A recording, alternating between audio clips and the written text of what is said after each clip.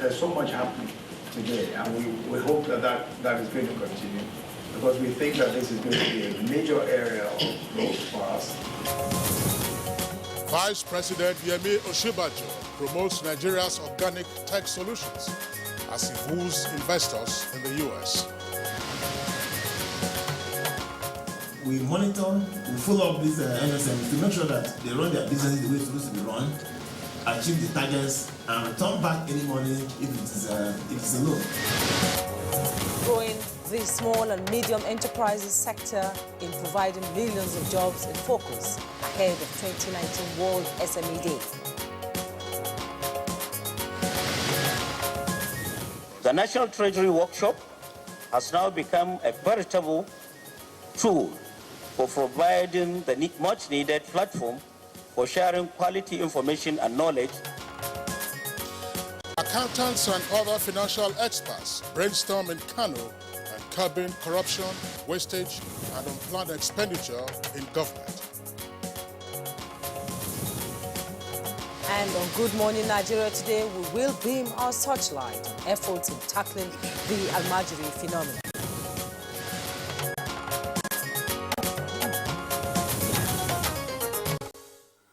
All right, the Almajiri syndrome or phenomenon has been a long-standing practice that has generated concern for government and the people on account of the attendant social consequences of the phenomenon. And those consequences, of course, include insecurity and a negative image it portrays for the country.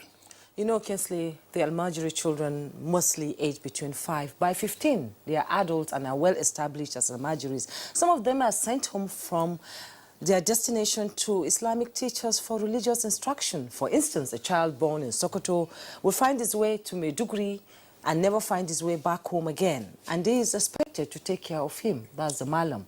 But reverse is the case, actually. Absolutely. That's to say the reality is quite different, as these children who are in the Almajiri system end up being left to fend for themselves at such a tender age and are therefore exposed to many hazards. More worrisome, of course, are reports of the Almajirids. I hope that is the correct plural. Sometimes I also hear Almajiri. Being indoctrinated by some of the Malams through teachings that push them into acts that are ultimately harmful to society. And Kinsley, according to statistics, it's believed that they account for about 8 to 10 million of the 13.5 million out-of-school children. I think it's more than that, actually. And they have unfortunately become ready tools, like you say, to be exploited by these unscrupulous persons for selfish interest.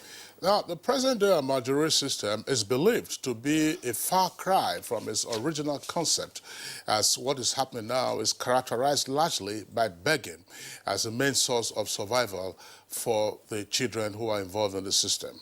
And under the Almajiri system, during the pre-colonial days, these people lived with their parents for moral upbringing. All the schools were located within the immediate environment from where the peoples get education. That's right. And at the time that you also referred to, where there were inspectors who supervised the Almajiri system, and those inspectors reported directly to the emir. In fact, it is argued that during that period, we saw what was the height of the Quranic education system in northern Nigeria.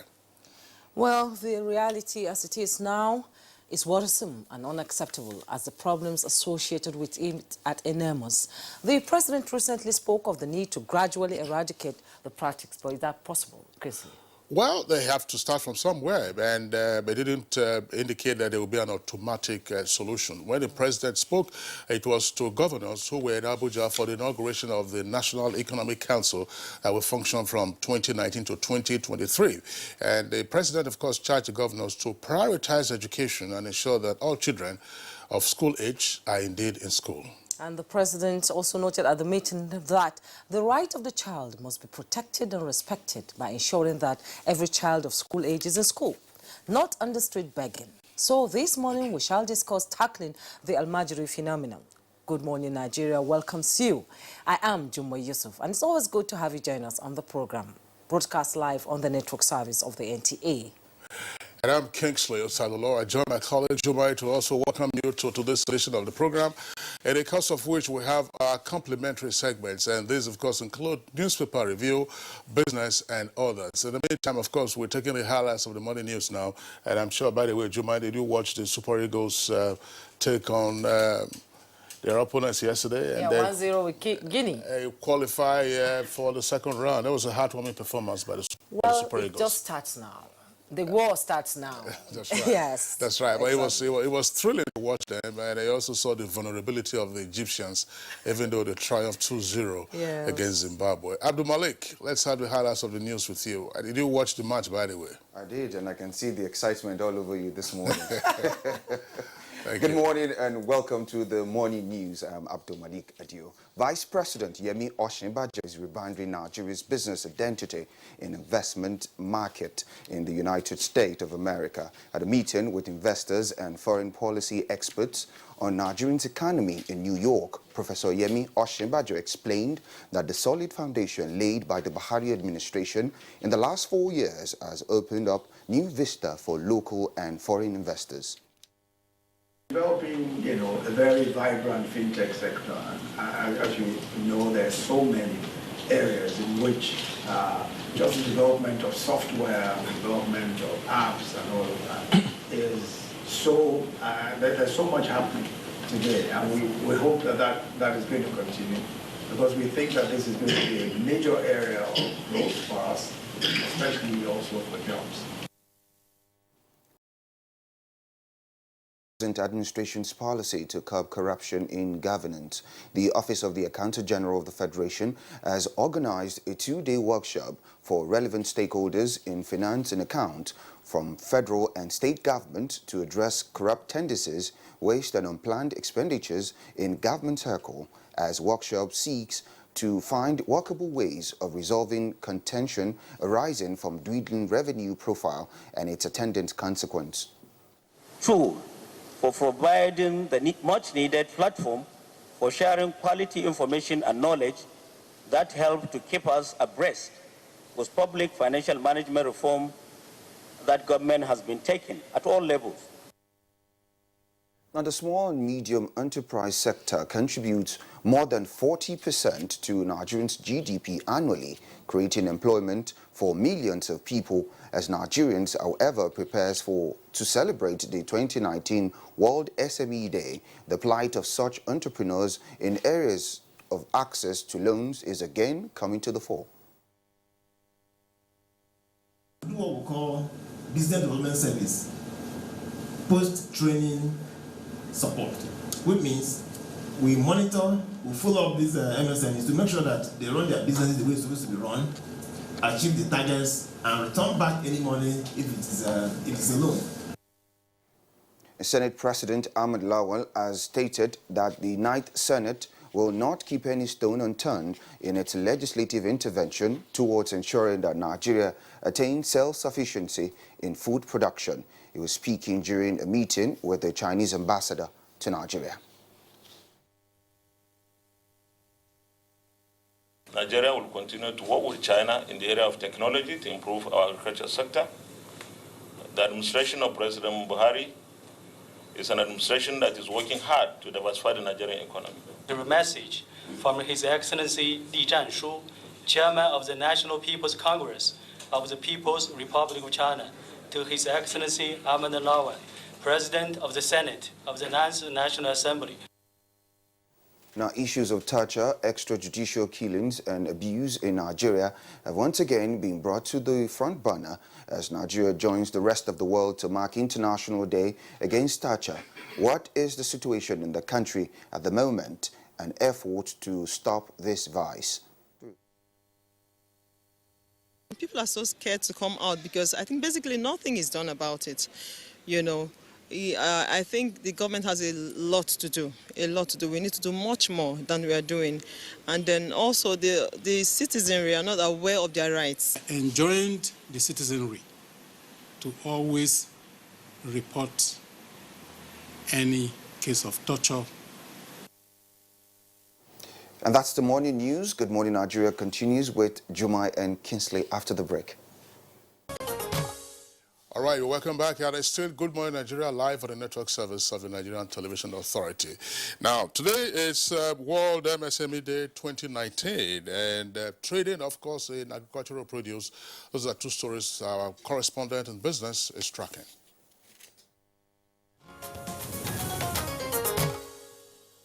It's good to have you join us on Business News. Now, today is World Micro, Small and Medium Scale Enterprises Day. The celebration this year centers on contribution of small companies to global economy. MSMEs, which account for more than 90% of all businesses and around 70% of jobs worldwide, play a pivotal role in stimulating economic growth and providing employment for vulnerable groups such as women, young entrepreneurs, and poor communities. In 2017, to recognize the importance of micro, small, and medium-sized enterprises in promoting innovation, creativity, and decent work for all, and achieving the goals of the 2030 Agenda for Sustainable Development, the United Nations General Assembly declared 27 June to be MSME Day by adopting Resolution 71-279. As the United Nations entity supports the internationalization of micro, small, and medium-sized enterprises, the International Trade Center is working with partners on a series of events marking MSME Day across the world. This includes the launch of ITC's flagship report, the SME Competitiveness Outlook 2019, which this year explores financing for MSMEs under the heading Big Money for Small Business. Meanwhile, an economy analyst commends the efforts of the federal government in funding this sector while also expressing optimism that measures on ground to fast-track their growth will no doubt get better if the right policies are adopted and well implemented. We are not yet there because there are a lot of challenges, simply because sometimes some MSME require funds, and the funds are readily not available. And even if they are available, what it takes to attract the funds, some players within the MSME do not have the requirement. So for now, it's on the rise, but we cannot say we are there yet because of these challenges that are confronting us as a people. MSME Day 2019 is dedicated to raising awareness on the need for greater investment into small and mid-sized businesses in developing countries, but it's also a celebration of the huge contributions smaller companies make to the global economy, often away from the spotlight. And to agriculture, farmers across Africa may likely smile to the bank in the nearest future. This is because of the advantages embedded in the Africa Free Trade Area, but only if the farmers can vouch for a continental trade of agricultural produce within the continent. Economic watchers say this is expected to push further Africa's agricultural trade to more than $20 million. Even though Nigeria is here to sign documents on the free trade area, the country is, however, a major exporter of agricultural produce to more than 12 countries in West Africa and East Africa. Now let's see how the equities market fared this Wednesday.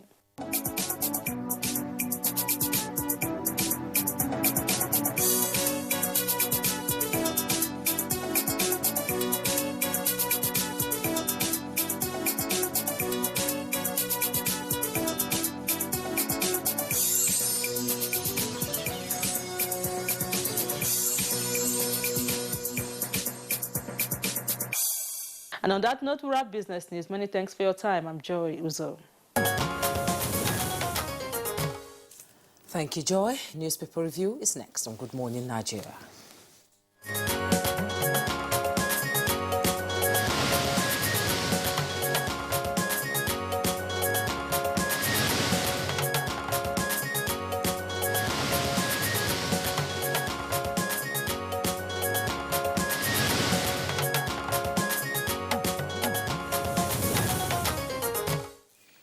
Our newspaper reviewer, Bayo Atoyebe, is with us on the studios. Bayo, good morning and welcome. Yeah, thank you, Kingsley. Good morning. Good morning, Jume. Good morning, Bayo. I overheard you discussing the Super Eagles. That 73-minute header gave Nigeria the winning goal and qualifying for the round of 16. It also lowered the blood pressure of many soccer-loving Nigerians. Exactly. You know, I have a colleague where when the Super Eagles are playing, he said, those boys will kill somebody. So he will watch. He will stay in one place, and when he hears goal, he will come and say, is it the Super Eagles? Well, he has missed it already. Then he will sit down and watch the replay. He has missed the moment. Yeah, he says he will only watch the replay. But if it is against Super Eagles, he will walk away. You know, our boys really played their hearts out yesterday, and it was like watching Arsenal with their finesse, with their flair, and it was a typical Nigerian kind of football. I've not seen that in quite a while, actually. Well, me watching Righteous Beasts in those days of their glory. Yeah, exactly. Kingsley, why quiet? I thought they were going to say Aliou Salam Rocks. They had a brilliant goalkeeper there. His name was Dennis Fenty. Yes. That was in the 70s. But I think that the Super Eagles really got Nigerian soccer lovers excited in the second half. You know, the first half was almost, you know, trying to master the Guineans, but by the second half it was clear that they were the dominant force. They were in control. Yeah, if they hadn't scored, then it would have been some grave injustice by the god of soccer to have denied Nigeria of that goal. You know, at times, Kingsley, our next opponent is Madagascar. Yeah. That's right. Are they still Madagascar? Sometimes they were called Malagasy. Yes, I think they reverted to Madagascar. Madagascar. They changed the name from Malagasy as the huge island off the coast of the southern coast of Africa. They are also fresh in the Cup of Nations. Yes, Madagascar. But no minions in African football now? And none at They've all. all caught up with the Super Eagles. Well, they're trying to play catch-up. You know, I was watching CNN yesterday, sports, and one of these discussants was saying that Mali and I think another country, they are the dark horses, and, you know, they can just spring a surprise in a moment. Yes, they were tipping Algeria. Yes. But, you know, everybody becomes a bookmaker when you have a continental championship. Absolutely. Okay. But as I mentioned to Jumai when we were kicking off the program, I felt some sympathy for DRC, that's Democratic Republic of Congo. Yeah, the scoreline didn't reflect the run of play. I think that again the god of soccer was just unkind to them, because if they had a marksman, a good finisher, the results might have been different. 2-0 in favor of Egypt. It didn't quite reflect, you know, the effort and commitment of the Congolese. Sadly, in football, it's not how well you play; it's the number of goals you score. Yes, that's right. It's not like boxing. I think some more surprises will spring up in the last 16. Moving on, I will begin today's paper review with the Leadership newspaper. World Bank spends 14 billion on states. That's coming from governors. With rider, court squashes criminal charge against Bajabia Miller. You find that on page 23. And the World Bank spends 4 billion on states. It's just inside the newspaper. And then our bold headlines: Boko Haram famished, desperate for food. That's coming from the Nigerian army. And with the rider, as troops intensify clearance operations, Burate pledges to address soldiers' operational challenges. You find that on page 4. And the picture message there, Chinese ambassador to Nigeria presenting a souvenir to Senate President Ahmed Lawan at the National Assembly Abuja yesterday. And National Assembly management begins implementation of illegal conditions of service. At the bottom plate of the Leadership, 210 applicants for police screening. That's on page 6. 1.3 billion tax dispute. Witness absence stalls hearing on MTN suit. That's on page 26. And PMB Dangote orders for ABU alumni compendium lunch. You find that on page 2. Tribunal adjourns hearing in Atiku's petition to July 1st. You find that on page 2 also. FG Highway begins ICT training for civil servants. You find that on page 6. And 62 million Nigerians lack potable water, says EU. That's on page 2. All right, let's take a look at the Nigerian Tribune. Nigerian Tribune, beginning with the headlines above the name flag. It says 3.4 billion naira pension contribution not remitted into states' employees' RSAs. RSA stands for Retirement Savings Accounts. And this story, of course, is attributed to PENCOM. The story continues on page 10. Buhari appoints John as Kachuku's replacement on NNPC board. Actually, it's been named as the alternate chairman of the NNPC board. That's on page 10 in greater detail. Below the nameplate, you have a number of headlines. Let's take a couple of them. I spent 1.2 billion naira, not 2.3 billion naira, for burials. That's attributed to the former governor of Bauchi State. Details on page 31. INEC, most improved public agency in Nigeria since 1999. That's attributed to the chairman of INEC, and that's on page 7. 30 states to experience severe flooding from July. And the flooding will be helped by inflow of water from the boundary in River Niger and River Benue. Details of that story can be found on page 4. 30 states to experience severe flooding from July. Now, court quashes criminal charge against Bajabia Miller. Juma already read that. World Drug Day, 2,077 arrested in 9 states for drug abuse. 188 million use cannabis globally. That's on pages 5 and 33. JAMB releases results of 3,736 more candidates. Withdraws results of 4 candidates. That story is on page 29.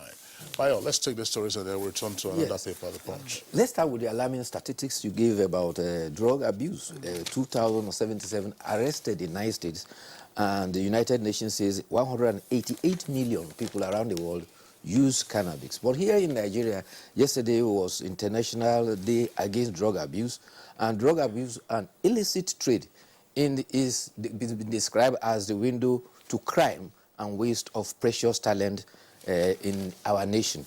This appeal was made by the governor of Kwara State, Abdurrahman Abdurazak, and he is calling on parents, civic groups and religious organizations to key into campaign against drug abuse. Meanwhile, the state commander of NDLA in Nasarawa State has also raised alarm about drug abuse among students and commercial transporters. NDLA Justice Arinze says that abuse of psychotropic substances is alarming. In Nasarawa alone, Nasarawa State, 49 dealers were arrested, 39 has been convicted. In Kebbi State, 59 drug dealers were arrested within the period of 6 months. In Sokoto, 75% of those arrested in cases of drug abuse are between the ages of 15 and 27. And the NDLEA also has pointed out one critical situation in the rivers. More women indulge in cocaine taking in River State than men. And the NDLEA says that the drug abuse is alarming and it demands collective responsibility by all and one. 26th June every year is International Day for Drug Abuse. Are we going to return next year? Incidentally, we discussed this topic yesterday. Yes. Are we going to return next year and then be looking at how the numbers are climbing and what is happening? The guest yesterday on our discussion segment spoke on the major challenges that we are facing, whether from the demand side or from the supply side, and the fact of the negative creativity of drug users spreading across various demographic categories. My principal concern always is, yes, we have the NDLEA. NDLEA is a federal establishment. But what is it that we are seeing being done by local governments and by state governments? They are supposed to have either ministries of or departments of social welfare. So what is being done at that level, and also what is also being done by the orientation agency in terms of public enlightenment? Otherwise, we'll come back next year and then we're saying the World Drug Day and, these are the numbers, And it becomes day celebrations and it ends. Yeah. But this is a silent killer of our youth population, particularly in most of the major cities. NDLE's report indicated that Kano and Lagos, the highest populated cities, are gradually being decimated by drug abuse. Yes. Unfortunately, it was also said, well, there's nothing fortunate or unfortunate about it, that certain assumptions that we had in the past on account of surveys that were done, that the Northwest was the most impacted in terms of drug abuse. It's not been discovered that actually the Southwest, it's also grown in terms of numbers with regard to drug abuse. And the various substances that can be abused are amazing. I mean, we had a former DG of NDLEA who came and was saying something about beards. Luckily, Bayo, you and I, we are clean-shaven, so there's no risk. But that's the vogue now, So you need to move with the trend. I still think that the drug abuse phenomenon is increasing by the day, and the fact that it goes beyond, young men and young people, goes to the home where wives and children are taking it at the same time. Believe me, if by next year we're here talking about statistics, I don't know how we're going to tackle a situation like that. Not statistics is there, but what is on ground? Are we walking the talk? Yes, I think the alarm has been raised, but then it has to be followed up with concerted effort, a persistent campaign. And that is very important. It's not enough to wait and say you arrest them and you rehabilitate them. But we must, the NDLEA is doing its bit by trying to arrest those who are dealers and therefore eliminating the source. When you eliminate the source and the supplies are cut off, then you now face the challenge of rehabilitation so that those that have become victims can be properly restituted back to normalcy. But it needs all hands to be on deck, as it is often said. There was this other story we read about food supply to the insurgents. That is the latest strategy that the armed forces are using. And it's also being used by those who are fighting the bandits. Particularly, there's a new operation in Zamfara State, which is called Hadarin Daji. They've cut off the food supply, and therefore they are trying to smoke them out.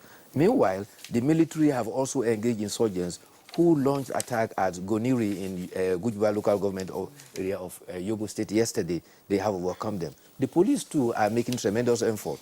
In Gombe State, they caught 4 alleged kidnappers in their area.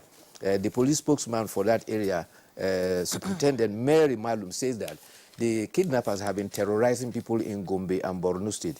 In Kebbi State, too, 10 kidnappers among 45 suspected criminals that were arrested.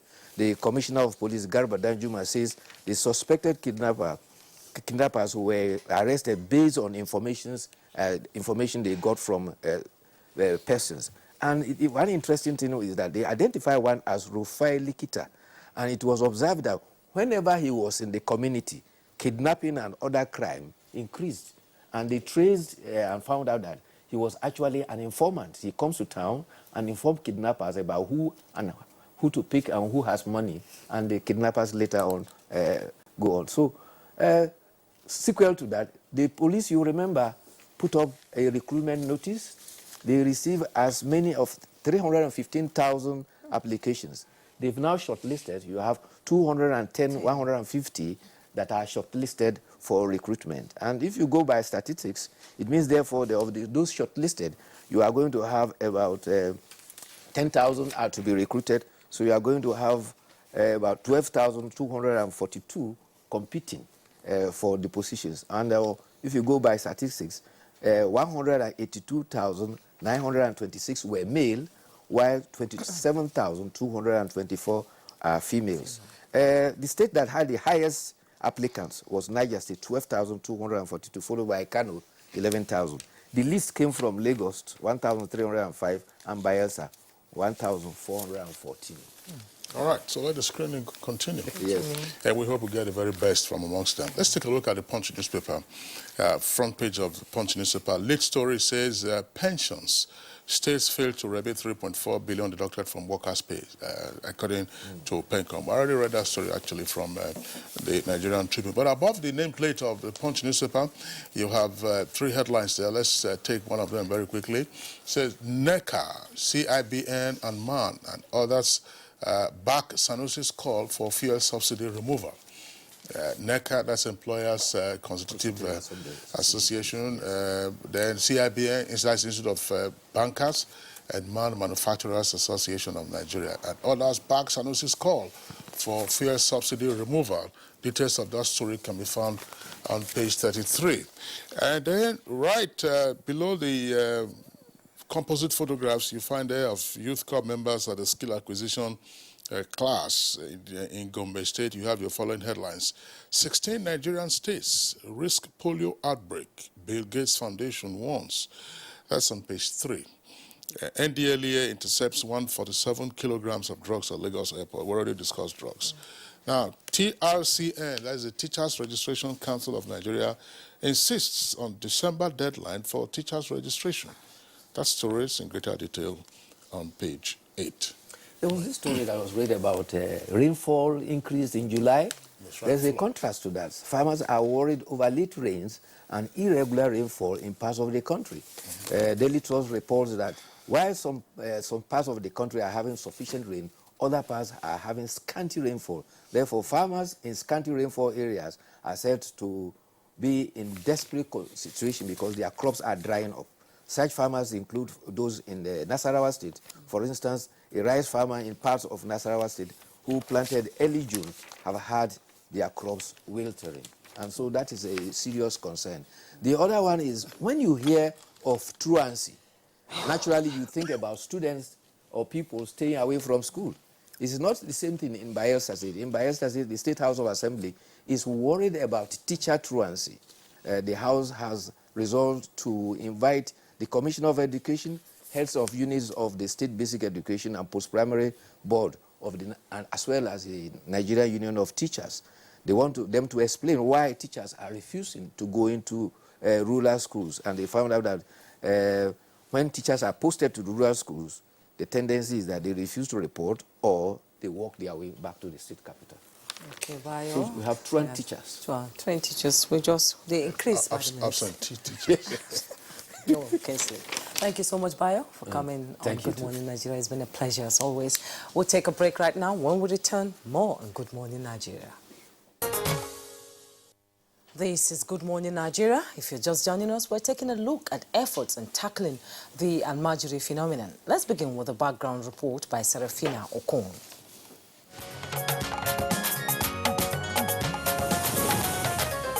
The concept of Almajiri has to do with going to Islamic schools to learn and read the Holy Quran and its teachings for moral, economic and social benefits of the child. The Almajiri system of education in Nigeria over the years has attracted very large number of children in the northern part of the country. In all this, Nigeria still has a large number of out-of-school children and young adults with limited literacy skills. Though there have been pronouncements and declarations on the need to have all children educated, as reflected in the Education for All goals and the Millennium Development Goals, for which Nigeria is a signatory. However, the idea has not provided good prospects for these children's future, as the cost implications of a Almajiri system include human resources wastage, exposure of children to harsh environmental hazards, and deprivation of parental care. Another major challenges include illiterate teachers' involvement in teaching the children, lack of infrastructural facilities for learning, poor curriculum, and unprofessional handling of the pupils for effective learning. In sustaining the Almajiri school program, previous administrations took a bold step by undertaking pragmatic policies towards the reformation of the Almajiri schools in Nigeria. Concerns are high on the way out, and these experts advise should, among other things, be mainstreamed in the educational system, as formal education remains the epitome of globalized standard of modern-day childhood. The Buhari administration is committed to free and compulsory education as long-term objective of bringing to an end the phenomenon of out-of-school children. A step many see in the right direction in building the future leaders of tomorrow, for nation building, in ensuring that every child of primary school age is in school rather than begging on the streets during school hours. President Buhari, at the inauguration of the Council of States, recently stated that the country's children have rights and must be protected under the law, as many have stated in their views. But how soon can government transform the Almajiri system of education for national development? Will enforcing and implementing the 2003 Child Rights Act help the process? How best to tackle the Almajiri phenomenon seen as a security challenge and a scare? Answers and more with guests on Good Morning Nigeria shortly.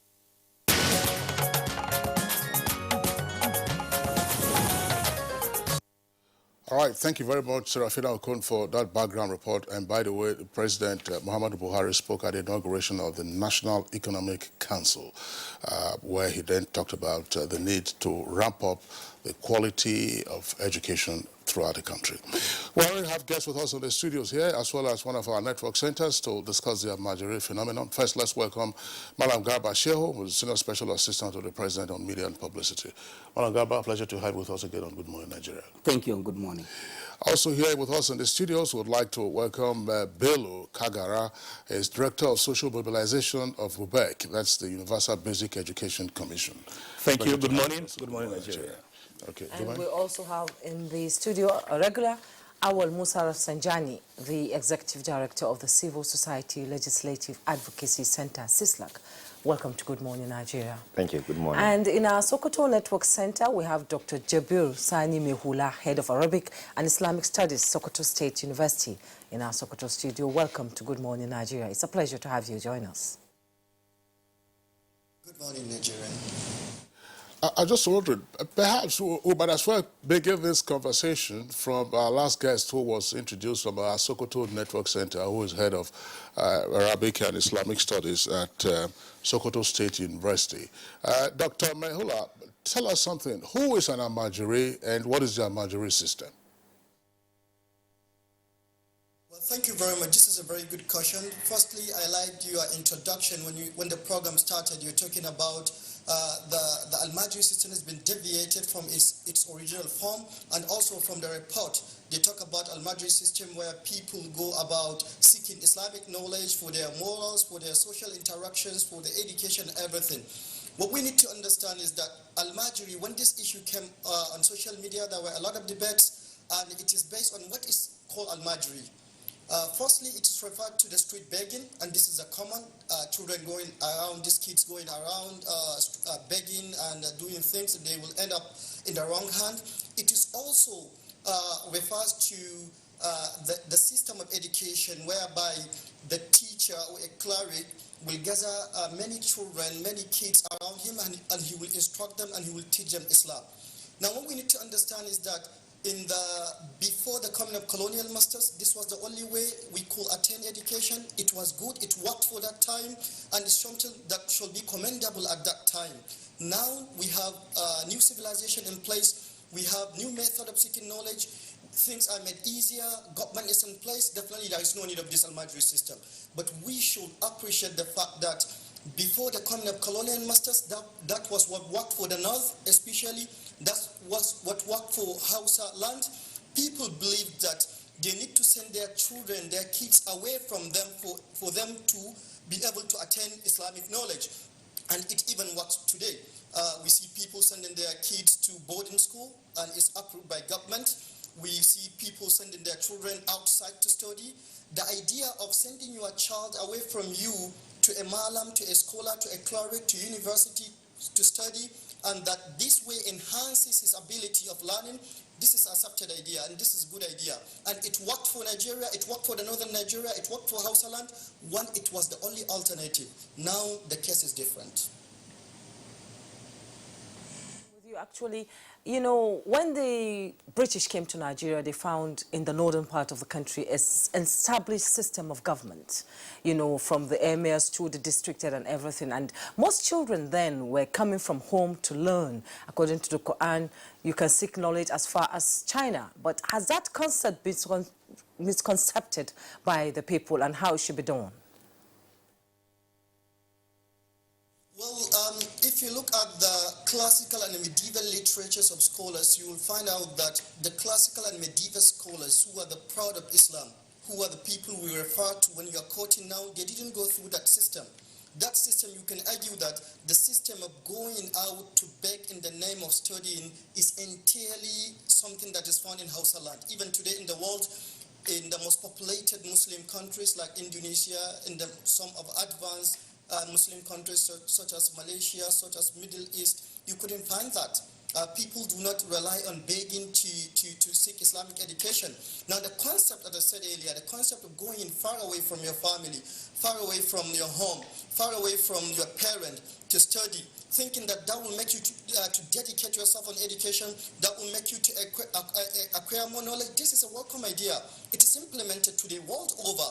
People will leave their country, will leave their homeland to go abroad to study. And when they come back, in most of the cases, they are found to be more sound than people who studied before their parent because they don't have any distraction over there to study. So I think the misconception came later when people think that we will send these children and they will go and beg and they will find what to sustain themselves. In the earlier days, it wasn't this way. It was the parents who were sending their children to school and they will send the sustainers along with them. And their teachers then were very honest in the sense that whenever they are given something to a parent, they make sure that they cater for the children the way they should be catered for. But today the reverse is the case. Still today, some of the parents will send food items to these teachers, but they will hide it, they use it for themselves. Sometimes they will sell it, and they will send the kids away to go and start begging and to sustain themselves. All right, Dr. Mehula, thank you very much there for your opening. But I just would like to get also from the other guests in the studios their understanding conceptually of who an Almajiri is and what the system entails. Awalu Rafsanjani. Thank you very much.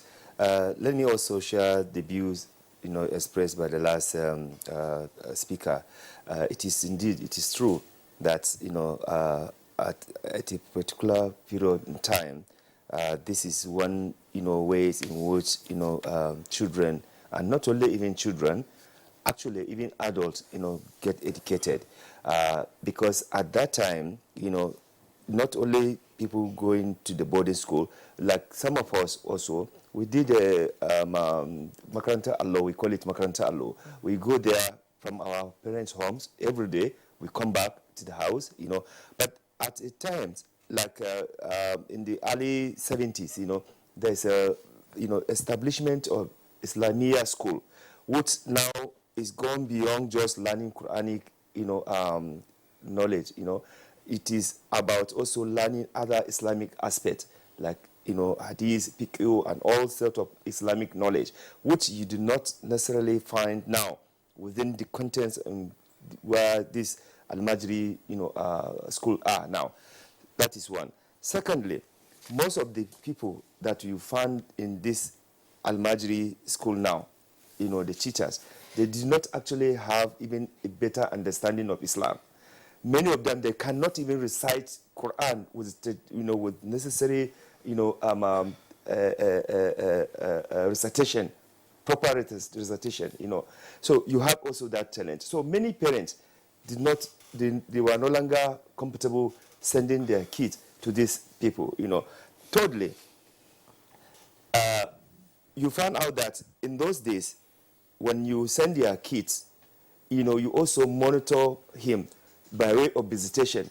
I've had a family that when they used to send, their children to Maiduguri, there's a regular and constant visitation, by the parent to see how their children are actually doing. Now, in the last 20, 30 years, there is a total reverse of the case. Now, poverty has now transformed the pace of Al-Majri because many parents are not able to cater for their children. So the easier way is to send their kids to this so-called Makaranta Al-Majri, which, you are not even sure, in the hands of who is this Mala that you are sending him to. Because he himself, he's overwhelmed by his own, incapacitation in terms of poverty, in terms of adequate Islamic knowledge and teaching. So you will now take your kid to that, person.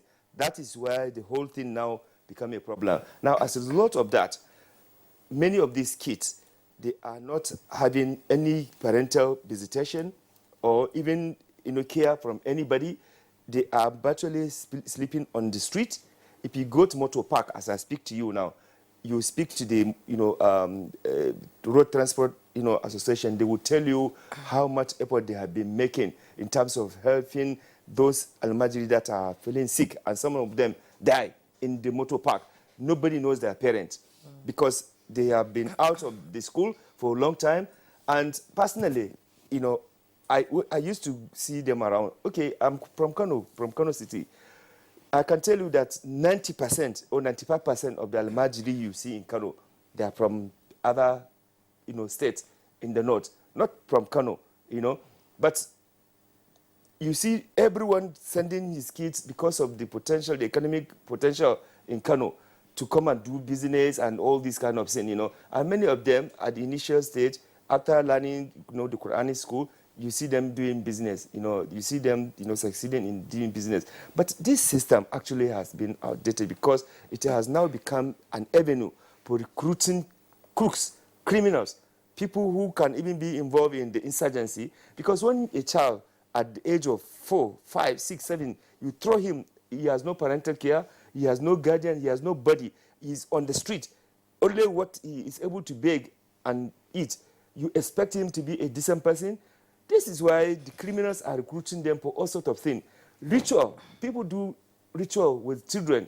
These are the easy children that they can get to, to do the ritual. Because this is an emergency school now. They are not registered. So many attempts in the past have been made by previous government to even register some of these things. Some people protested because they are actually basically using these kids for political troggery, for religious, crisis, for all sorts of things, So it is the wicked political class in the northern Nigeria that are not interested to reform this thing. Because once Aldona was there, in fact, at that time, there was a policy, if you don't send your child to school, you stand a risk of going, to jail. And people were sending their children to school, to modern school, to learn. And today, many of them have become what they are today. Without that kind of deliberate policy by the government at that time, many people would have been a victim. So what I'm trying to say now is that, you see, the northern governors, because this is usually practiced in the north. Even if you see Almajiri in Lagos or in Port Harcourt, it's from the north.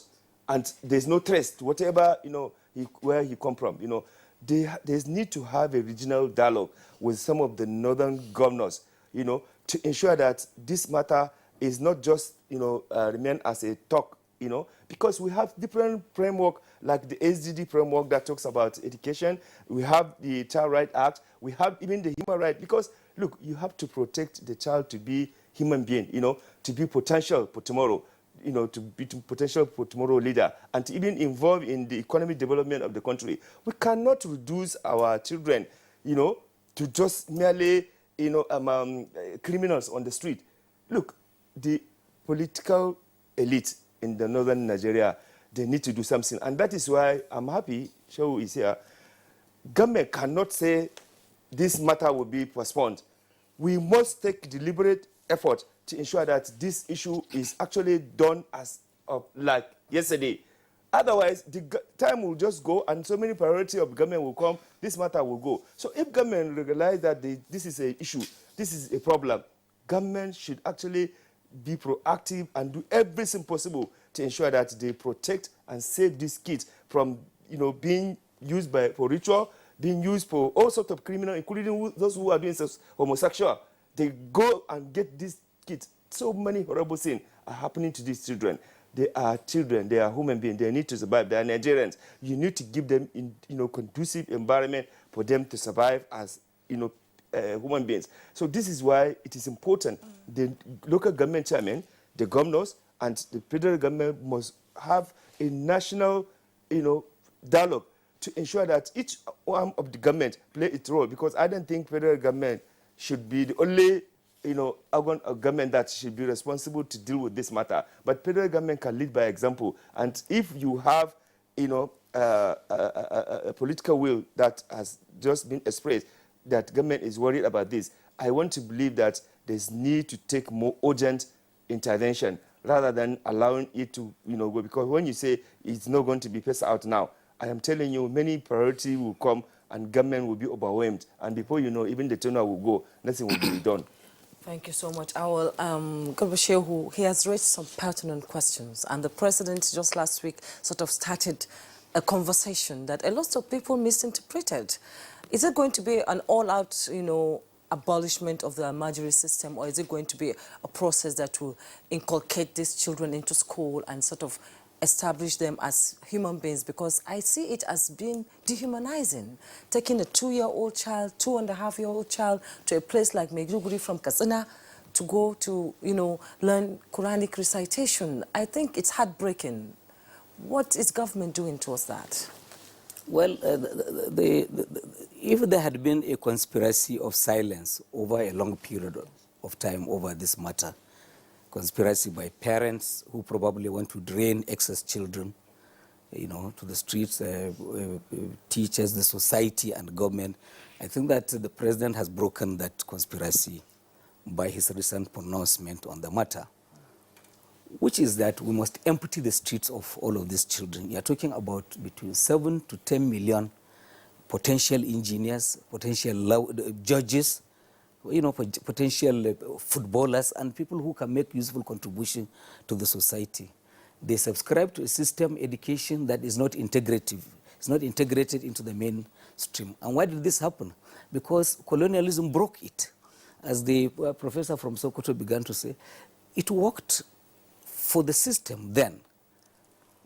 But the colonial, and under the native, the local, the traditional rulership at that time, there was a system of supervision. And the supervisors reported to the emirs. And the children who were sent to these schools had livelihood from farms that they had. When colonialism came, a lot of these emirs were killed or deposed, and they were dispossessed of the ownership of land.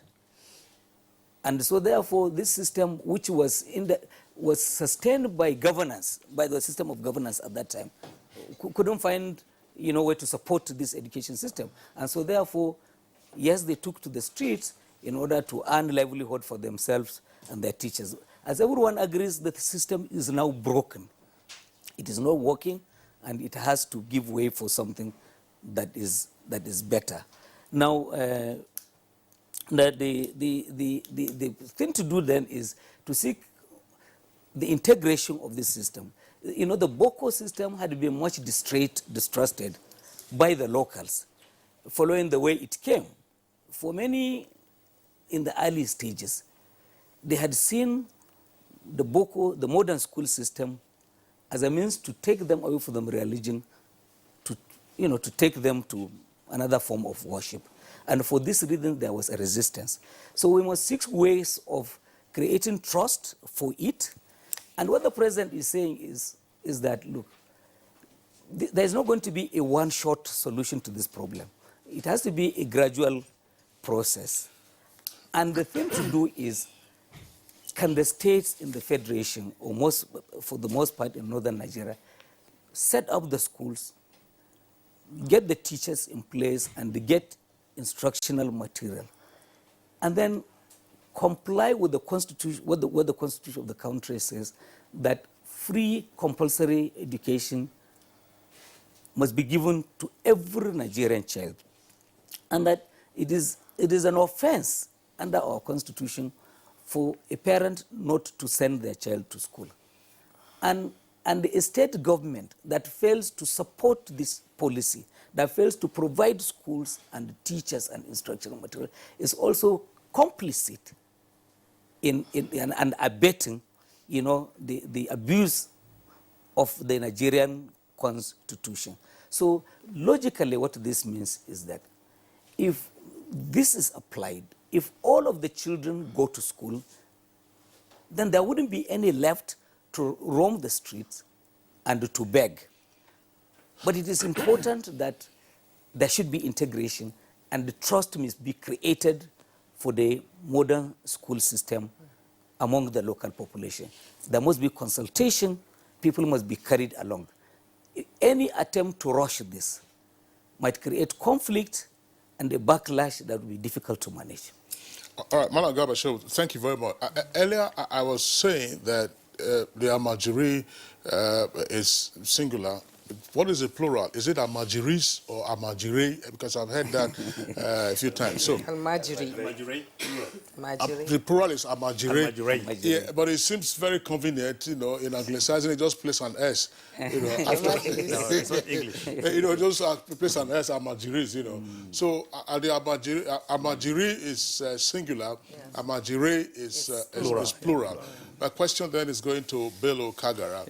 In the first instance, the Amajiri, are they both male and female? Or is there discrimination in the way the female Amajiri are treated? That's the first leg of my question. Right. Second leg is, you are from UBEC. That's Universal Basic Education Commission. Has the Amajiri system always been under the radar or on the radar of UBEC? Anyway, thank you very much. To begin this discussion, I think it's better I start from maybe revisiting the issue of the concept of the Almajiri as being highlighted by Dr. Jabir from Sokoto and by my gentle friend here. You see, there are two images of the Almajiri. One, the image of the religious perspective of the Almajiri. The Almajiri has been somebody, a child or a learner being sent to a malam. The malam means a teacher, to learn Quranic education, to be taught morality, to be taught Islamic way of life, so that collectively in the society, the child is brought up with sound morality, morality and sound knowledge to make him an effective member of society. That's the first angle. But the second angle, like has been highlighted by this, the last two speakers, is the image of the today modern Almajiri child who's been seen as a child who lacks future, a child that doesn't, that doesn't deserve parental and societal care, a child that has been subjugated to begin, a child, like I say, who has no future at all and does not require anybody's support. That are the two sides I want to really highlight. But then, coming back to your question as to being an Almajiri or being, a girl or child, mainly in today's society, Nigerian society, especially within the northern angle, predominantly 99% of children you see in the street begging are male. So the picture is that of male child that roam the street without hope, begging, and then without hope, without future. And with this kind of scenario, you find that the Almajiri child today constitute a burden, very strong burden within the framework of the delivery of basic education in the country. And it was because of that, in order to address some key challenges that has to do with the delivery of EFA goals, the attainment of the MDG goals, and now Sustainable Development Goals, that in 1999, the federal government, its wisdom under President Olusegun Obasanjo, initiated and launched the UBE program with a view to tackling the out-of-school children issue and then providing education opportunities to all categories of children, irrespective of their gender, socio-political background, and economic background. So the Almajiri child has been within the framework of the UBE delivery process. Our UBE Act specifically highlighted that programs for the Almajiri child should be put in place in order to address this issue. So, again, that line, UBE has been embarking on so many programs toward addressing that issue. Initially, like has been highlighted by the doctor in Sokoto, Almajiri system, Almajiri ways of learning has been in existence way back since the advent of Islam. But governments, open governments, have been putting in place structures and programs to address that issue. But with the common with UBE, there was a need was felt to now come back and then address the issue. So a national advisory committee was set up to now advise the government on the best way to address the system. That committee now led to the development of a framework, implementation framework. Then some manuals were developed to address the issue with guidelines for its implementation. Then from there, the federal government under UBE now moved into start planning for curriculum that will address the framework. Curriculum to that effect was developed by the federal government then. And not only that, textbooks, instruction materials, and teachers' guides that will now help the government and the schools especially to now deliver the process was put in place. And then from there, the government under UBEC moved into constructions. Schools were constructed across various models. Number one, there were 120 schools, model schools, that were established across the country, specifically starting with 25 states. These schools were for states to replicate because, under the Constitution, the delivery of basic education and secondary education is under the purview of the state and local government. But however, because education is in the concurrent list, the federal government intervenes by supporting state to do that. And the UBE structure is one such item, such outfit. And then, not only that again, TETFund then, ETF, which has now transformed to TETFund, came into the support of UBEC by constructing 36 Islamic schools, Islamic schools in so many states. Then they provided textbooks and other instruction materials. And not only that, support funds were given to a number of Islamic schools in the country for them to now upgrade and then expand their structures, all in a view or with a view to promoting the delivery of this system to make it work and then help Nigeria achieve some level of literacy.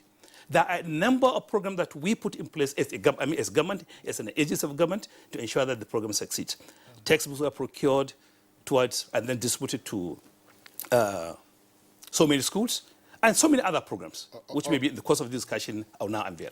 All right, Bello Kagara, thank you very much for what you have said. Rafsanjani, let's come back to you before we release you. You listen to what he said. That's Bello Kagara of UBEC, and what Malam Garba Shehu also indicated in terms of what needs to be done.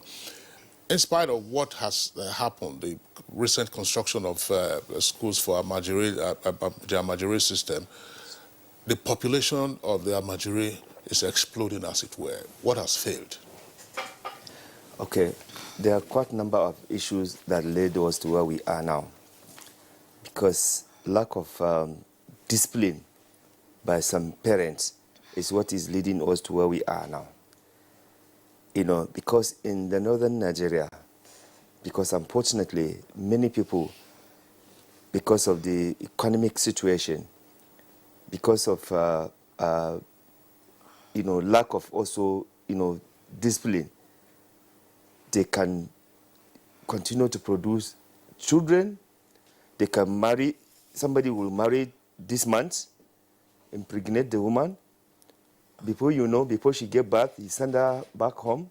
She gave birth, and immediately after he divorced her, he would have gone to get another wife, and he will do that.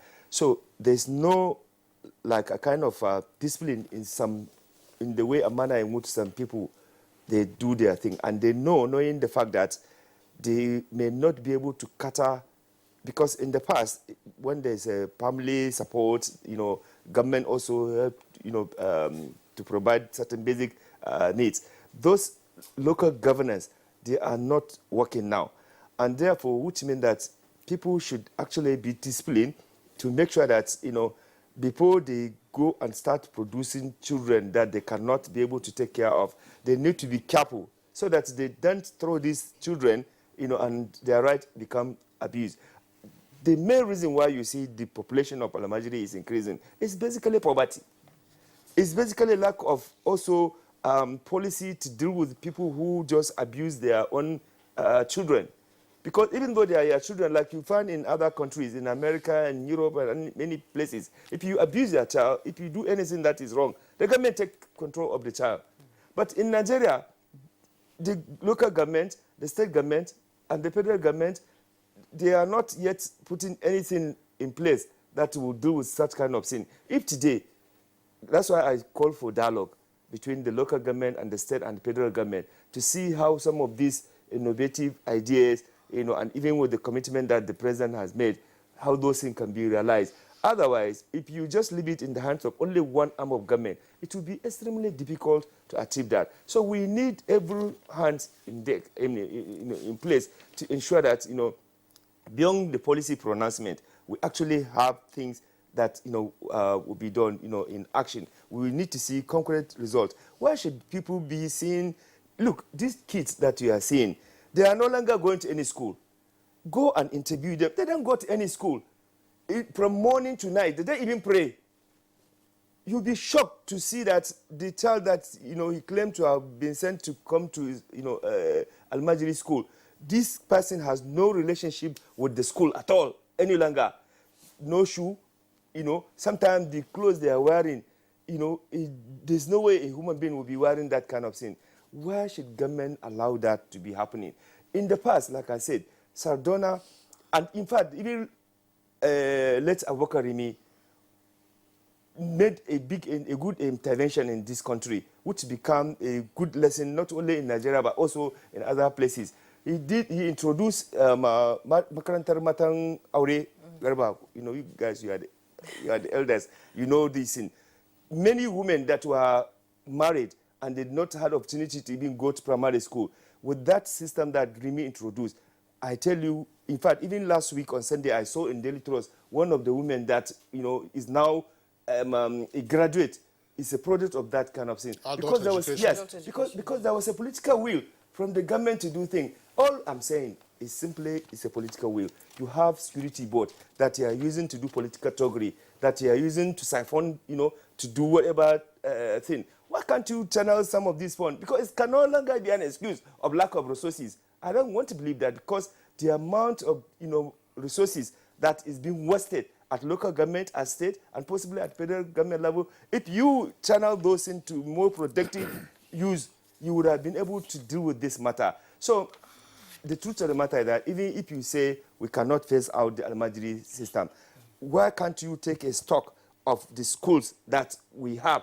Every quarter, every area, if you have Al-Majri school, make sure that it's registered, the teacher is known. But as I speak to you today, nobody can give you data of all these schools, and those malams. And therefore, we just do things just the way, we are doing, and allow children to be Boko Haram, recruiters. Because let me tell you, all these people that you see, they are doing criminalities. They recruit people who their parents have abandoned. Because any good child that his parents care for and train him or her will not be, possible for the criminals to recruit him for other criminality, armed robbery, kidnapping, or even Boko Haram insurgency. Because there is no any policy from the government to ensure strict adherence to certain policy and programs. I am pleading with the president that he should lead this conversation. Let him not just stop at talk. He should physically and practically ensure that the states and local governments are actually encouraged to do this. Since we cannot force them, because we are operating federal system, the government can make the necessary change. And before you know, within a period of time, you can be able to deal with this menace that we see. Why should we be allowing our kids to be dying?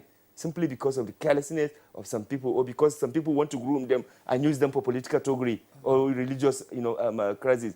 Go and check. Most of the trouble that happen, especially in the north, are from people, from children that have no parental care or parental, upbringing.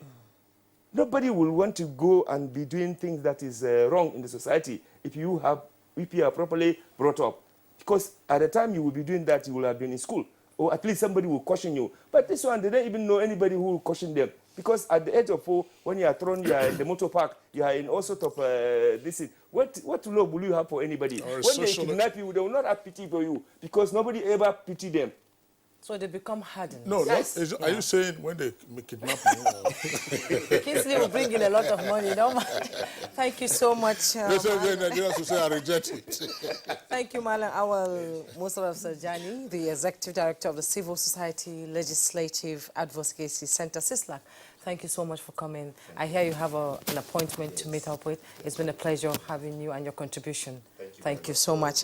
This topic. Yes, it's a burning topic that needs to be discussed, actually. Yes. So I'll now go back to Malam Garba Shehu. Malam Bello Kagara spoke about schools that were built by previous administration to cater for this Almajiri system, Almajiri children. But I'll get back to you now, but we need to take a break. When we come back, I give you the questions again. Thanks for staying with Good Morning Nigeria. Malam Garbashir, I was throwing a question at you earlier before we went on the break. Malam Bello Kagara talked about construction of model schools for Almajiri. At that moment in time, a lot of Nigerians said, okay, now at least we're going to have a respite from the Almajiri scourge. But all of a sudden, nothing is heard about this school. Is there going to be a continuity? Are you going to track yourself back to these schools? Because they are already established, these schools have been built. Are you going to track yourself back and, you know, try to find out a way of inculcating this school into the system of Almajiri and taking these children off the school? Because most of them were boarding schools, if I can remember. Can it be done? Are we going back, or are we starting a new phase of eradicating the Almajiri scourge in Nigeria? Well, you know that it's a huge project. Yes. Yes, we've been told that model schools have been set up in a number of 36 states of the Federation.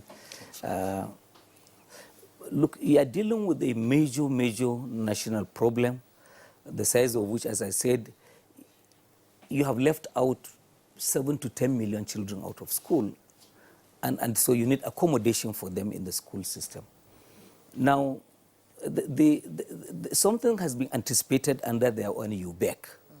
You know that the states, a lot of the states in the country, particularly some of those that are bedeviled by this problem, have enormous amounts of money that is unclaimed from UBEC, because the system is such that you must put on the table counterpart funding for you to draw the bigger, federal money that is there. Yesterday, I was at a meeting where a particular state is, from one of the northern states, is said to have 7 billion naira from UBEC that they could draw. But they needed to put 10% of that 700 million in order that they are taking. And because of the lack of commitment on the part of the states, they will not put down that 700 million in order to draw 7 billion. So this is, and one thing that the president said in that speech at the NEC, about which much attention has not been paid to, is he said, we are going to assist the states to access UBEC funding. So I imagine that maybe the president has in mind a situation where whether states will be loaned money to go and put on the table to get this money, or some form of change may be effected to this relationship between the states and the federal government. But it would appear that we have come to the point where, enormous resources will have to be pushed in that direction so that states and local councils will be able to deliver on this responsibility. Maragaba, I mean, we want to go over to Sokoto Network Center. Are you hinting that the federal government will have to persuade state governments to place their counterpart funds? I mean, it's like, if you ask me today to say, look, bring in a naira and then you give me $1 million, you think I will hesitate to give you $1 million? Well, that's the fact of the matter is that they're there. The money is there. Honestly, they're not doing it. Before Sokoto speaks, yes. I would like to clear the air on the counterpart fund issue. Yes. Until October last year, the issue of state accessing the UBEC counterpart fund was an issue. But courtesy of the goodwill of Mr. President through the Paris Club deductions, all states that were owing their counterpart fund to UBEC, monies of that state equivalent to that those counterpart funds were deducted from those states, and they are now in the comfort of UBEC. Okay. So the issue of accessing UBEC counterpart fund today is one issue. No bottlenecks? No bottlenecks, yeah. All monies being owed to UBEC had been deducted from the state coffers through the Paris School deductions, and then refund Paris School fund, and then taken to UBEC. We are now in the process of states coming to now access the money through submission of action plans. That's where we are now. Okay. And majority of the states have submitted their action plans. Now UBEC, as at yesterday, many states were there collecting their allocation letters, and That's the scenario. All right, the next thing will be to get ICPC and EFCC to also track the money. to follow the money. That's what, we'll return to you, Malam Bello Kagara. Let's return to Dr. Mehula in Sokoto Network Center. In all of this, Nigeria sometimes, from our experience, we are good at throwing money at problems. But money doesn't always solve, all kinds of problems. From your understanding of the Almajiri system, why has it been allowed to fester into the degenerative state that we have seen it? In other words, why is it that state and local governments appear not to have the political will to address this phenomenon? If we're talking about 10 million out-of-school children or 10 million children roaming the streets, these are a social challenge to the various states and local governments. Why have they turned a blind eye to this issue, apparently? Well, thank you very much. Firstly, I think we are underestimating this issue. We need to make a holistic and academic approach to this issue. We need to tackle it from both sides. We need to mention the good side of this Almajiri and the bad side of it. Now, if we only concentrate on the bad side, it is deteriorating, it is bringing chaos in the society, it is creating Boko Haram and all sorts of negative things and kidnappers, then when government prescribe it, government will be thinking that have done good to the society without providing an alternative. And this is a big problem. We need to, I know many politicians, and when I say many, I know what I mean. I know many well-to-do individuals. I know professors in the university who are the product of this system. The previous administrations understand and recognize the importance of this literacy, of informal literacy, to such an extent that if you look at Nigerian currency, there is an ajami written, meaning that there are people in Nigeria that only understand this type of literacy, that are only literate in this form. Now, if you're saying we should wipe it away without thinking of other strong alternatives, then you might be creating chaos to the society. Now, coming back to your question, that why the state and local government neglecting this, because they are not conscious of that. It needs to be addressed in a very big form. I think the conversation we started now, the conversation the federal government started, will definitely help a long way in eradicating this for good, in a way that it will bring the alternative that will be placed will be a good alternative. Firstly. Secondly, when I heard Garba Shehu was speaking, he talked about integration. Also, when Bello Kagara was talking about integration, let's be realistic to ourselves. Are the public school now able to contain all the children? If you go to any public school, you listening to me, you viewing me now, if you go to any of the public school near you now, you'll find that they are overpopulated. Now we're talking about adding 10 million children to this system. Do you think it's something easy? If you go to most of the public school around you, I know what I'm saying. I know the public school. I can imagine the public school around me. Most of the people are sitting on the ground. There are no such curriculum, textbooks, and what have you that Bello Kagara discussed about. So what can you do with these 10 million people? I think the best way is integration. And when we're talking about this integration, I think it's more political than practical. Because now, as I'm speaking to you in Sokoto, how many schools are integrated? We know many Almajiri schools around, but maybe you find only 1, 2 that had the intervention. Now, Bello Kagara is talking about they build 120 schools across 25 states. 120 schools cannot contain 5 local governments out of school children in Sokoto State, let alone the whole north, let alone 25 states, let alone if you're talking about out of school children, we are not talking about only Almajiris. We are talking about out of school children for one reason or the other. So the government needs to know that, as Garba Shehu says, that this is a serious issue.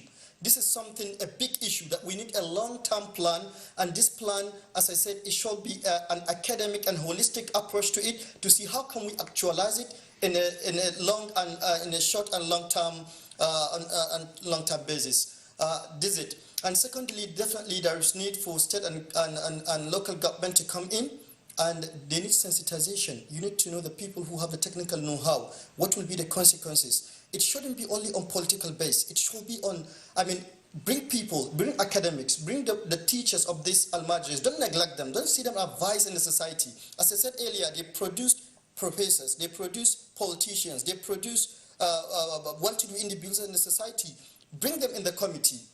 Also bring some social analysts, security agencies, and look at how holistically we can address this issue and bring a good alternative. All right, Dr. Mehula, thank you very much for your points. Now, the argument is the Almajiri system worked in the past, but what is observable now is a breakdown of that system. Malam Garba Shehu talks about creating and building trust for the Boko system. Is that going to be a mountain to climb? It might be a mountain to climb. It might be a rocket science. It might be something difficult because it might be easier said than done. If only the government can walk the talk, then it will be easier for us to understand and to conceptualize and to practicalize. But in the system whereby, as I said earlier, if you go to any public school, there is no space for one child to be added. If you're going for, I think UNICEF or a policy of 25 child for a classroom, if you go to any class, you'll find 120 children in the class, and you are thinking about adding 10 million people. So it's definitely a mountain, a big mountain. It's a big mountain to climb. It's not an easy thing, unless otherwise if the government work harder. Now, when Bello Kagara was talking about the previous administration till today, we have only 120 schools. I would say only 120 schools built. This is something that could be done in one of the administrations if the issue is to be given due consideration. And you're talking about how many states of the federation. We need more effort. We need all hands to be on deck. What I'm saying is that this shouldn't be left to government alone, civil societies, non-governmental organizations, and we shall look at ways in which to enhance it. We can't say we'll leave it on government to build schools and we wait for government to build schools. What to do, individuals can also come in. And we can go to these schools and make them integrated schools without needing a structure, another structure. Some of these schools can accommodate. What we need is the knowledge. It's not the big classroom and fancy classroom and will be commissioned, and it costs a lot of money. When the state government construct this classroom, they need to invite the president, and they will spend maybe hundreds of millions on welcoming the president. Instead of that, do the needful. Go to the school, interact with these teachers, and also make this integration within their own school, within the environment. We can start with that before we are able to establish structures that can contain all of them. All right, thank you very much, Dr. Mehula. Jume, yes. I think it might be useful to get Bello Kagara, yes, to come in here and speak, because he's been talking about inadequacy of schools, and of course, that's a direct... that's an area that really requires some clarification and explanation. You see, like I said at the beginning of my discussion, that education, the constitutional role of providing basic education is that of the state and local governments. What the federal government does through WIBEC is intervention. And through our intervention activities, we always try to provide models. Implementation models with regard to training, implementation models with regard to classrooms, structures that will add value to the system. What we do through the construction of these schools is provision of models for the state to emulate and replicate. So when I cited 120 schools, they are one form of model of the schools we built. Remember, in my discussion, I said, apart from that, we supported 270 schools, proprietors to now expand their schools using our model. And then not only that, there are other forms of intervention we do in UBEC under the Almajiri program. We have the Model 1 schools, the Model 2 schools, and the Model 3 schools. We have 3 models, which we now showcase as good and best practices. We have a number of construction model schools, schools that we now showcase to the local governments and the state. The essence, like I said, is for the state to replicate, because we are doing this to now assist them.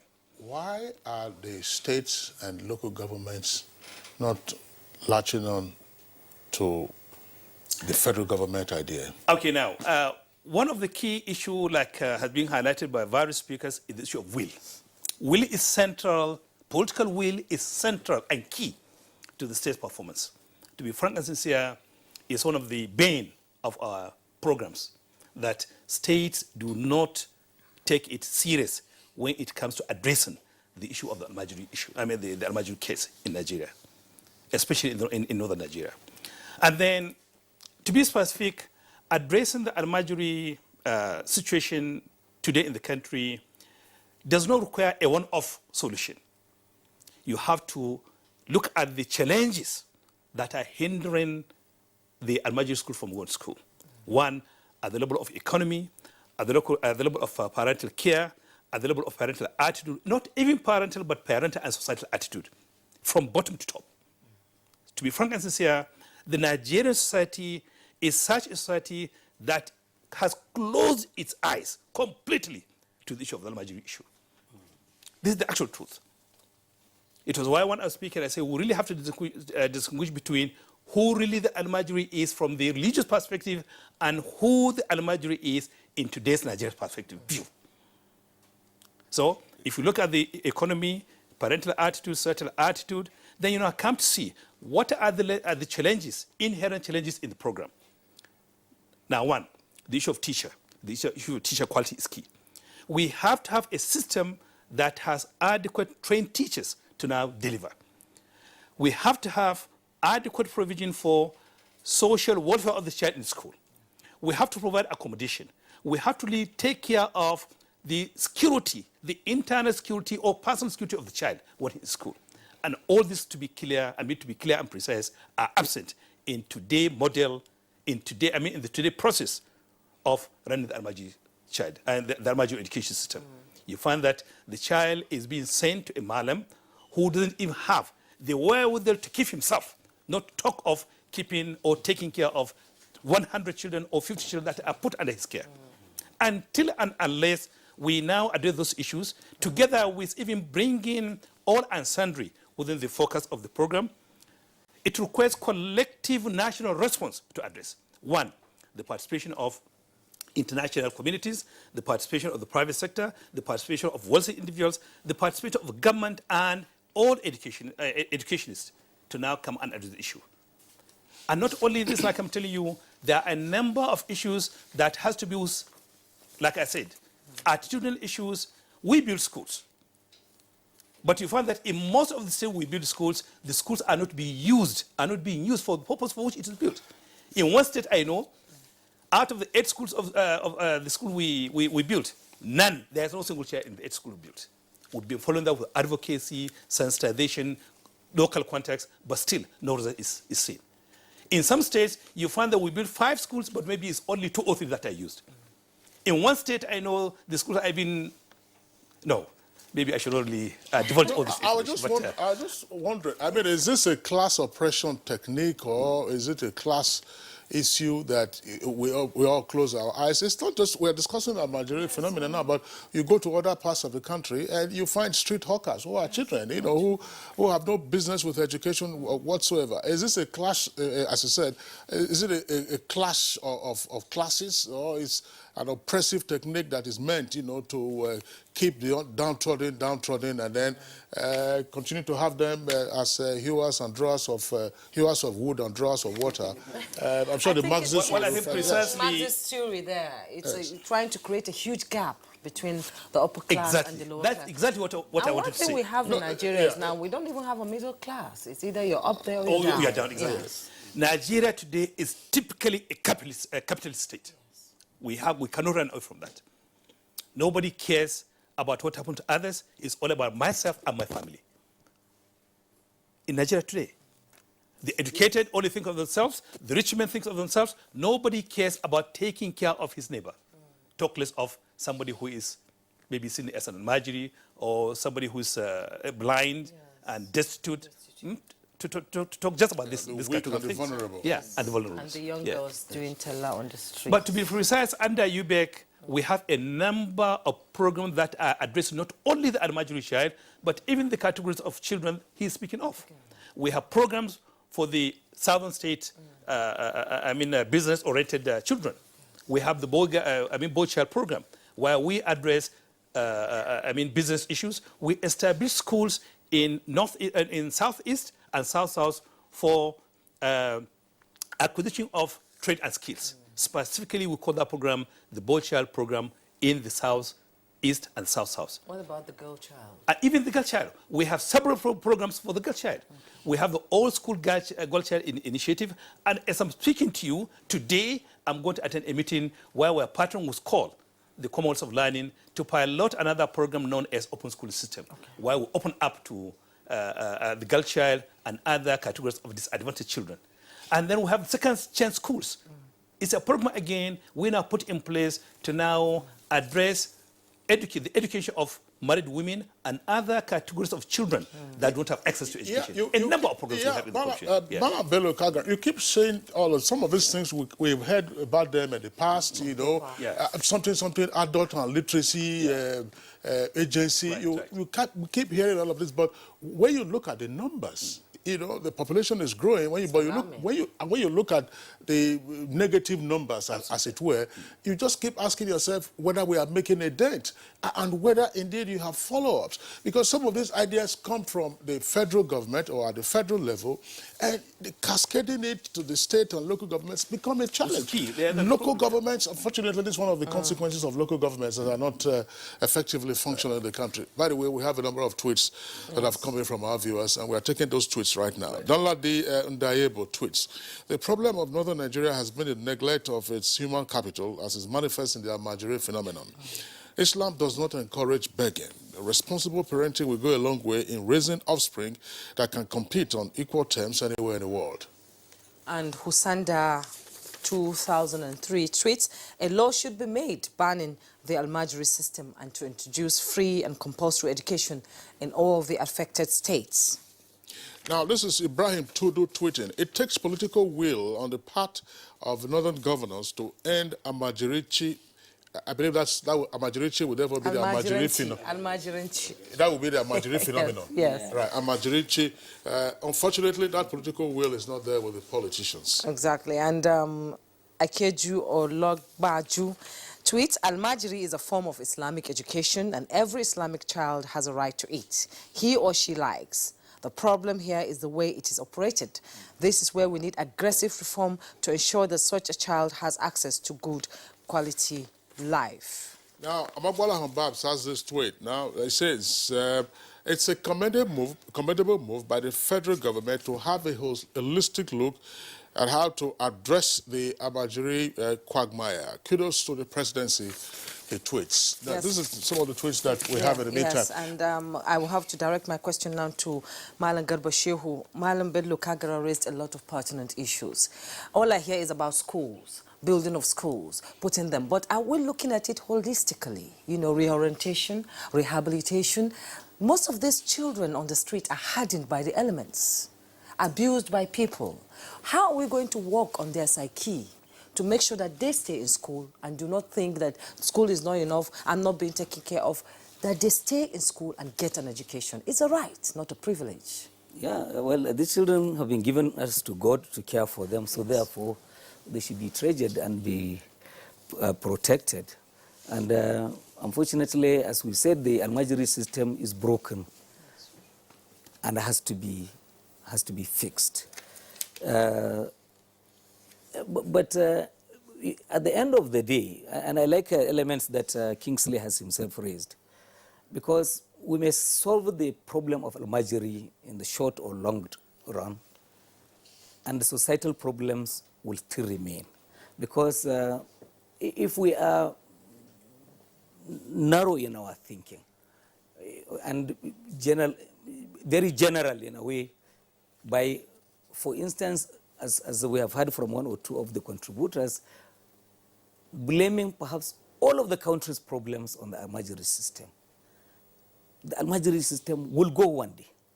But unless all of those problems are holistically addressed, you cannot solve problems. In this country, if you are talking about parental upbringing or poverty, we have had children of senators and the governors as armed robbers, 419, and kidnappers. So therefore, and why did the society hold on to this in spite of, the Almajiri system? Because it had some functionality, it had some function that was positive. Yes, but not all of them who go through the Almajiri system make it. Many fall by the wayside to criminality, ill health, or they're killed for ritual and whatever purposes. So therefore, it's a system that has to be addressed. But I think that the country has enormous challenges, enormous social challenges, that at the same time as we're addressing Al-Majri, one must also be addressing, our social problems. Well, thank you, Malam Garba Shehu. Dr. Mehula, Malam Garba Shehu has raised the issue that we don't have to look at this in silos. Maybe you have interconnectivity in terms of dealing with the problems. Let me raise this question with you and tell us how potentially challenging it might be at the beginning, and therefore what solutions can be found out. One, can we have a census, for instance, of those who are in the Al-Majri system in the beginning? And having a census and also having an identity system for them, either through NIMSI or whoever, state or whatever, so that if a child is picked up at some awkward location, the child can properly be identified.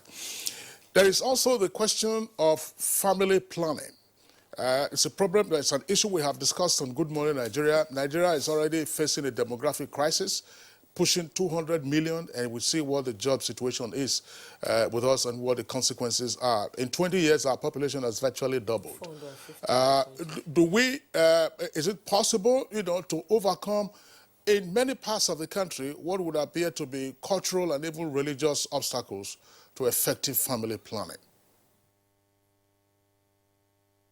Let me start with the first issue of census. Yes, it's possible, and I think it's needful, and I think it's a first step. When government is saying that we are going to plan for them, you need to know who you are planning for. Now, when we say that we have like 10 million out-of-school children, this is just approximation.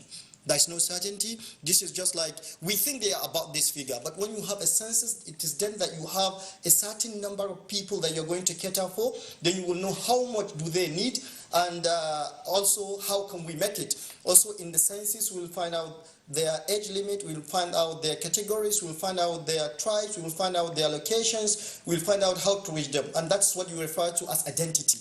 So it's very possible. Now, when you come to the issue of family planning, definitely it is needful, but also I know there are committees on the way. I have attended several meetings in and outside this country about this issue, and I know there are interventions from, you said, from UKAID, from so many agencies to tackle that issue. It shouldn't be combined with the issue of Al-Majranti. They should be treated separately.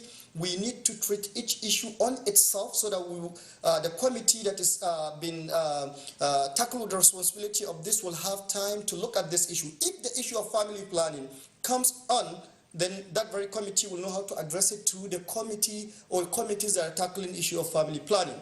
You kept on asking one question, almost you asked every one of us, why are the state and local government not having the political will? There are many reasons to that, part of which is that this is an issue that will squander a lot of wealth, but it will attract less votes. It needs a very sincere and patriotic politician to say that I will use the allocation, I will use the amount of wealth we have in my state, in my local government, to tackle this issue that will not attract votes for me.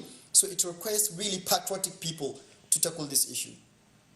So it's not a project, as they say. So you can't commission dealing with the Al-Majri phenomenon. So therefore, it's not attractive as it were. But that's an issue that we'll have to take a look at going forward. We have a number of tweets that have again come in. They're speaking to some of the points that have just been addressed by our guests. Amangbala Humbabs is back again. Amina Michela talking about birth control. And Badamasi Adamu is saying that the shelter and food of the Al-Majri, are with the political office holders, and unless the politicians deliver on their social contract, nothing will be achieved.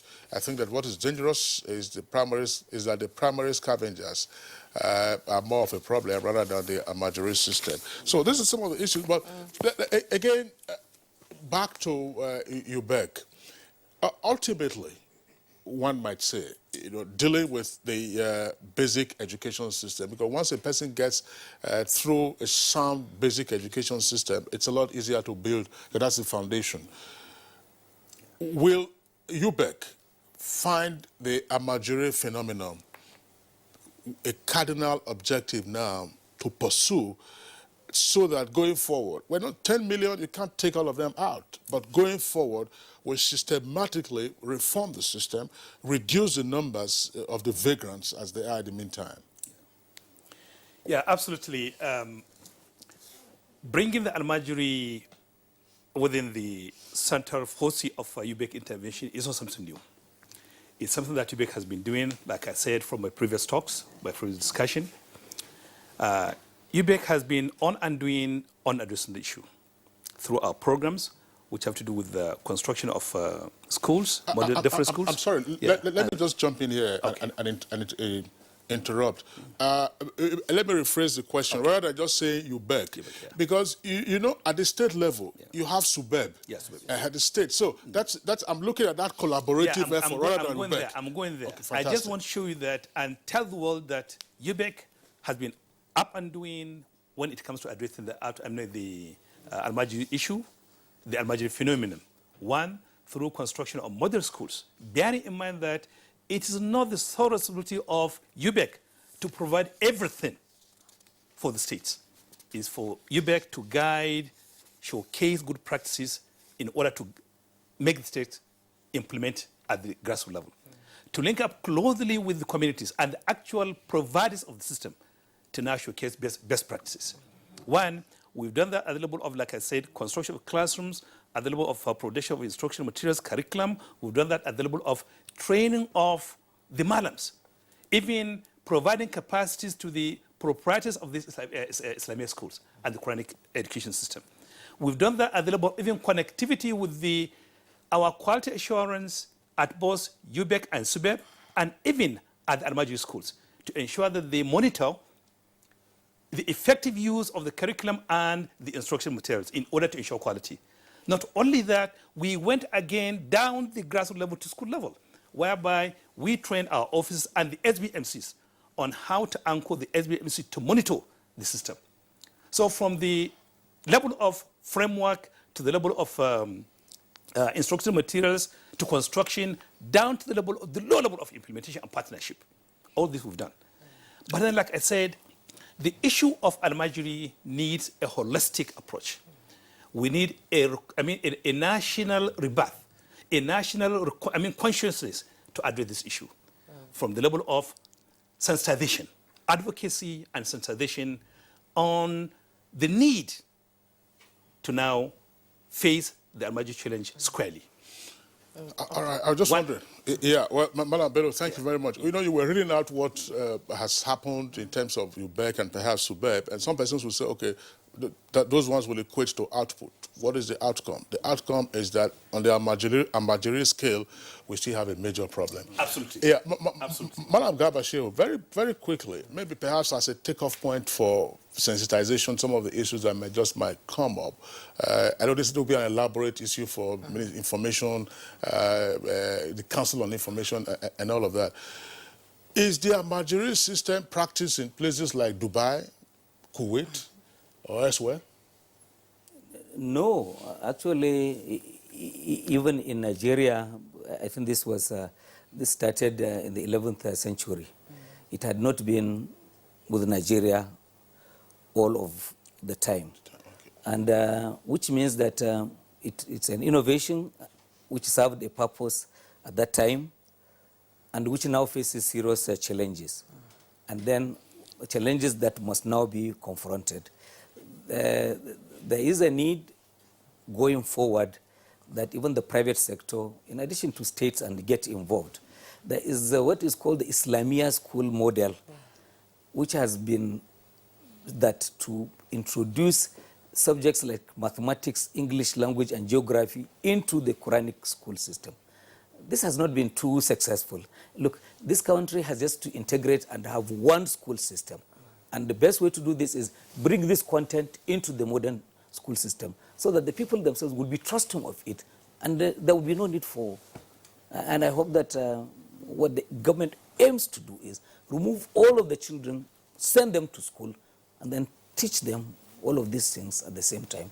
Would solve all this problem. Okay, briefly, what are we foreseeing in the next 3 years? We hope that the president would continue to put state governments under pressure, because this is primarily in their own area of responsibility, so that they would live up to their own responsibility and create infrastructure for education for these children that we have abandoned to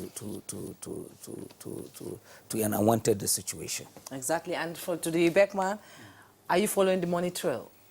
The money trail from federal to government in Ubec. How do you mean? Will you follow the money trail and find out how the money is spent? Of course, yeah. Briefly. Yeah, as your briefly, closest lover. Ubec has a very sound monitoring outfit on the Almaji schools. The monitoring is an essential component of the Almaji program. But essentially, in order to move the entire program forward, I think, like I was saying, we need collective participation. Like Garba Shehu was saying, we need the participation of all, especially the private sector, in addressing the issue. It's not only government that should be shouldering the responsibility of addressing the Almajiri phenomenon. The wealthy individuals within the localities need to be so much conscientized to see what can they do to now help the children, such category of children within the society, to now acquire education. Their wealth is meaningless in the face of millions who are in poverty. Exactly. All right. On that note, sorry, Bello Kagara, Director of Social Mobilization, would like to thank you for being on Good Morning Nigeria today. And also, Malam Garba Shehu, Senior Special Assistant to the President, Media and Publicity. Thanks a lot for being with us. Thank you. Nigeria. And from our Sokoto Network Center, we're joined by Dr. Sani Mehula. He's Head of Arabic and Islamic Studies at Sokoto State University at the seat of the Caliphate. Thanks a lot for your thoughts on Good Morning Nigeria today. Thank you. Okay, earlier we signed off Rafsanjani, who was part of the conversation. Now we take one of our segments, and we're back tomorrow, same time.